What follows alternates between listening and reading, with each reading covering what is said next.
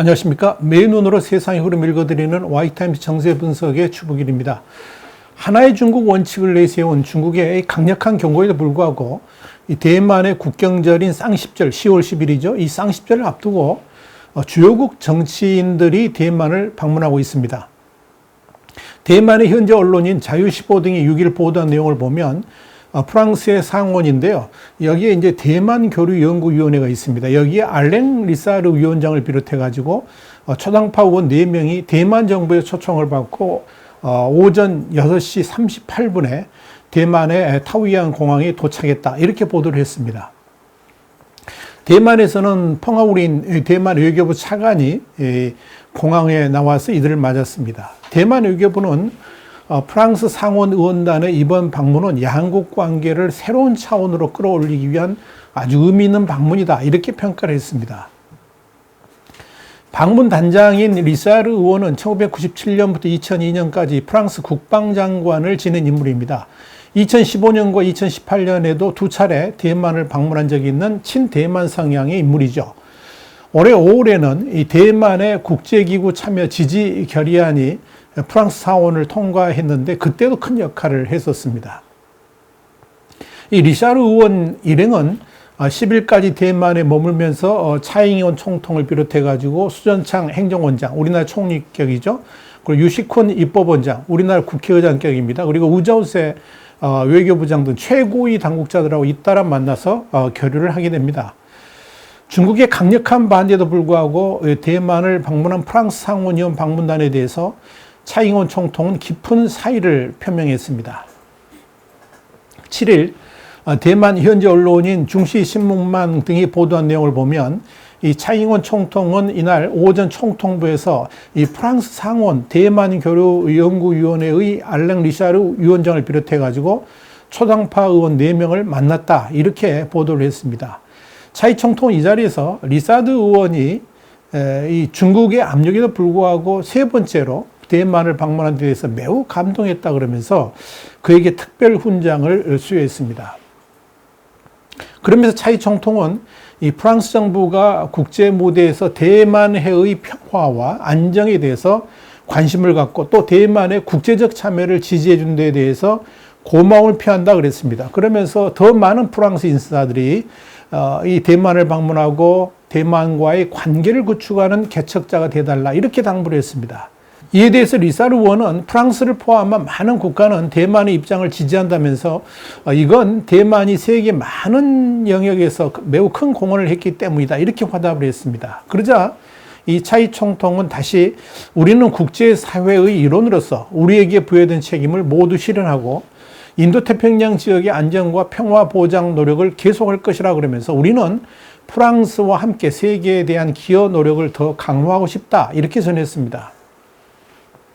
이날 오후에는 우자우세 외교부장, 우리나라의 장관급이죠. 이 우자우세 외교부장이 이들 일행을 만나가지고 연회를 주최하면서 자유와 민주주의를 지키려는 프랑스 상원 의원단 일행을 환영하며 중국의 위협 속에서도 대만을 방문해 준 것에 대해서 깊은 사의를 표한다라고 밝혔습니다. 자, 그런데 이 프랑스 의원단의 대만 방문 계획이 알려진 직후부터 중국은 이들의 대만 행위에 대해서 강력하게 비판과 함께 항의를 했었습니다마는 이들의 대만 행을 가로막지는 못했습니다.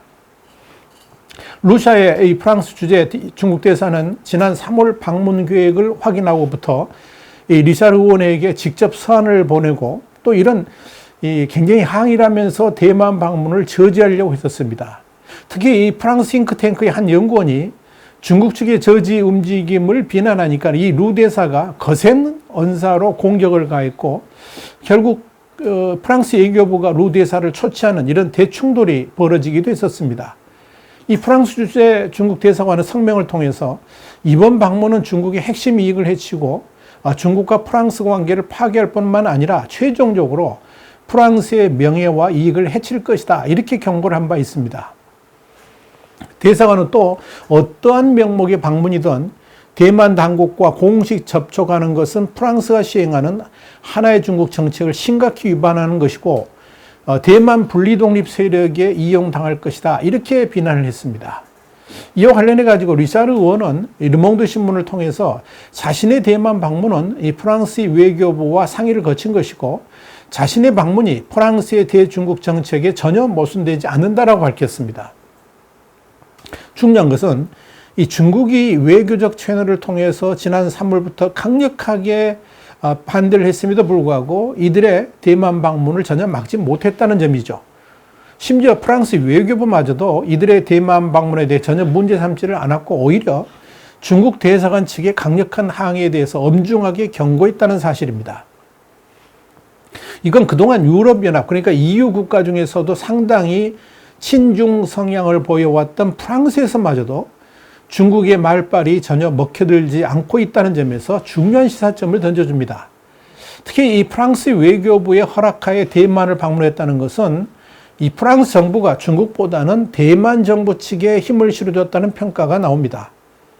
중국의 거듭된 반발을 애써 무시하면서 대만 방문을 강행했기 때문에 그런 겁니다.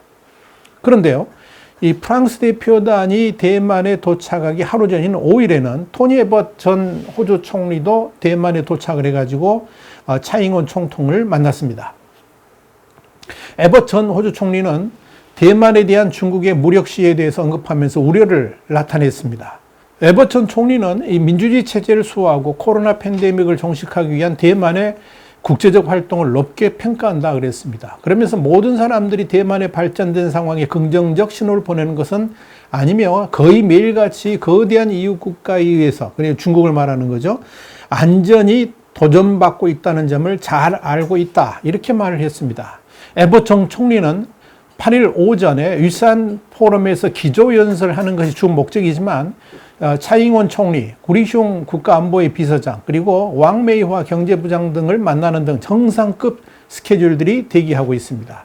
에벗 전 총리의 호주 방문에 대해서 호주 정부는 에벗이 이 대만 아시아 교류재단이 주최하는 이 아시아 지역 대화 회의에 참석하기 위해서 개인 자격으로 대만을 방문했다, 이렇게 밝혔습니다.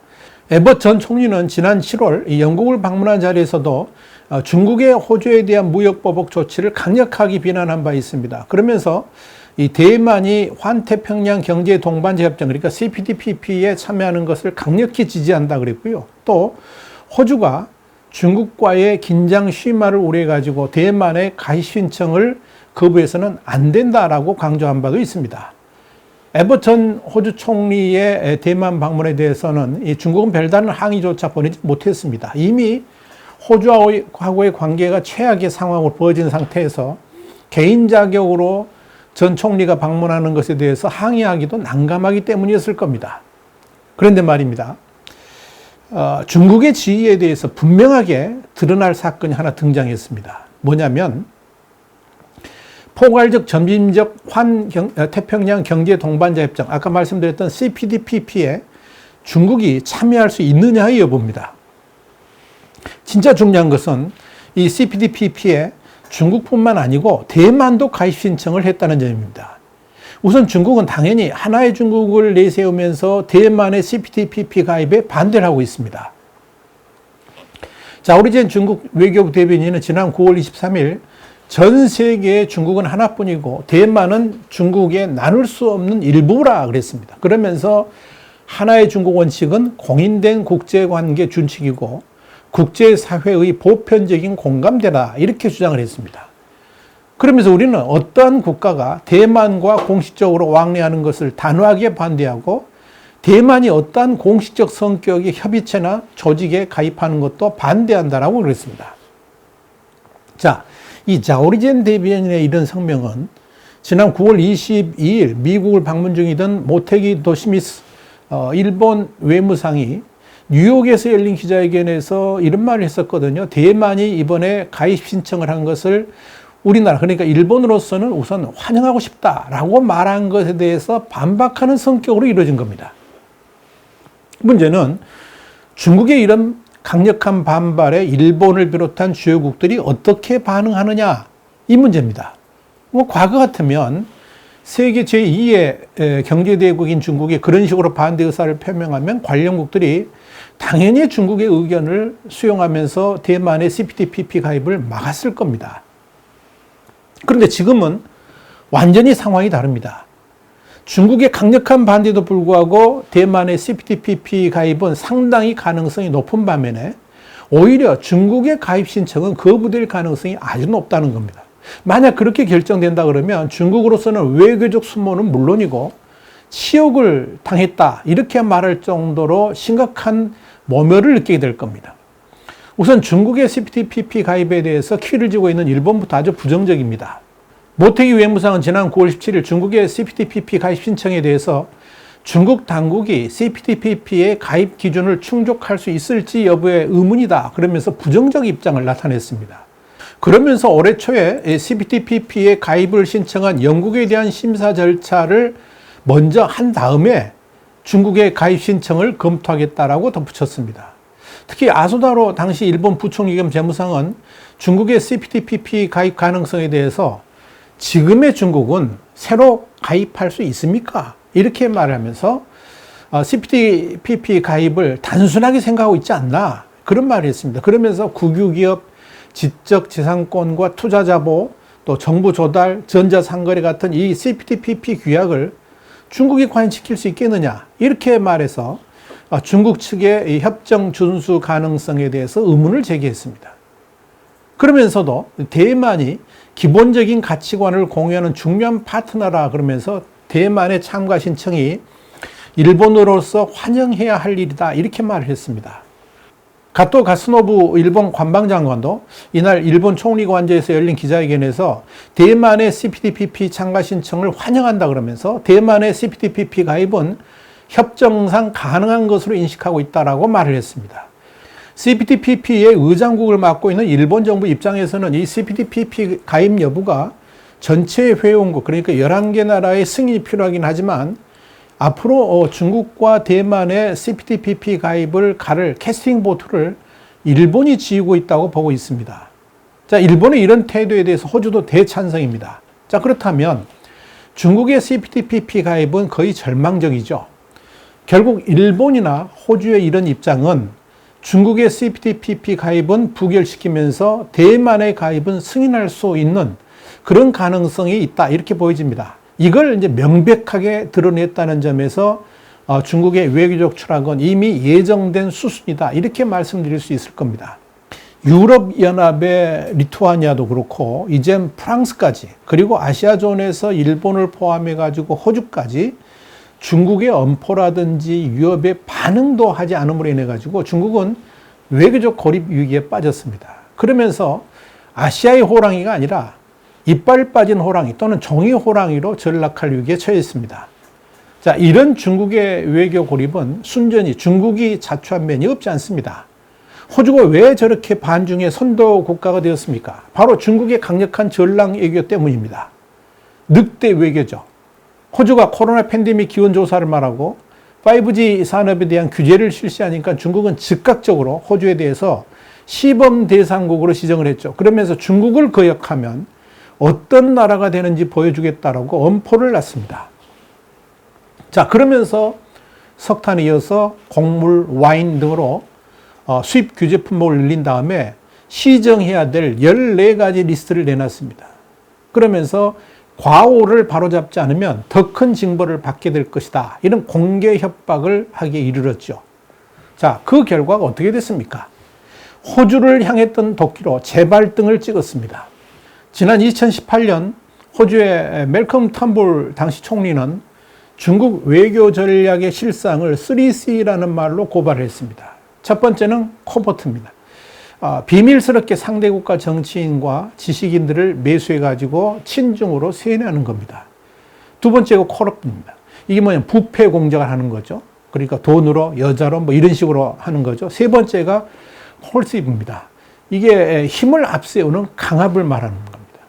그런 중국의 3C 전법도 상대가 정체를 모를 때 통하는 법이죠. 그런데 이젠 전 세계가 중국의 수법을 훤히 들여다보고 있습니다.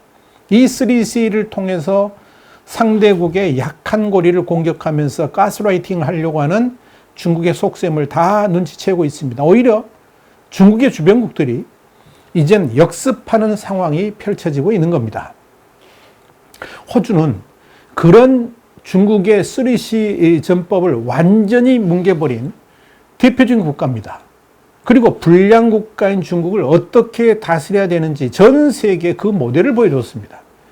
그러면서 중국이 종이 호랑이에 불과하다는 것을 만박에 까발려 버린 겁니다. 자, 이렇게 중국은 이미 황혼의 때로 접어들고 있다. 이렇게 보시면 됩니다. 지금의 중국 발악은 캄캄해지기 전에 마지막 찰나 정도로 봐도 무방할 겁니다. 와이탄의 정세 분석이었습니다. 다음 시간에 다시 뵙겠습니다. 감사합니다.